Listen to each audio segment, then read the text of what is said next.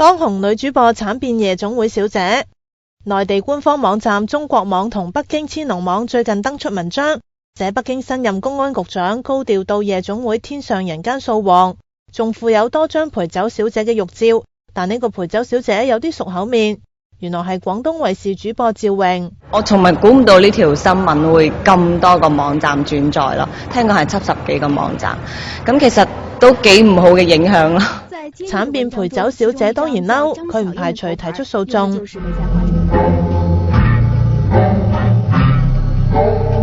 29歲嘅趙詠係廣州選美比賽冠軍，而家係紅透廣東嘅女主播。除咗佢，仲有好多受害者。之前湖北藝人戰一都被屈係天上人間嘅小姐，要喺個 blog 度澄清。上個月11號，北京公安掃黃，4大夜總會包括天上人間要停業。有消息話10萬個陪酒小姐離開北京避風頭，令好多夜總會冇小姐陪酒。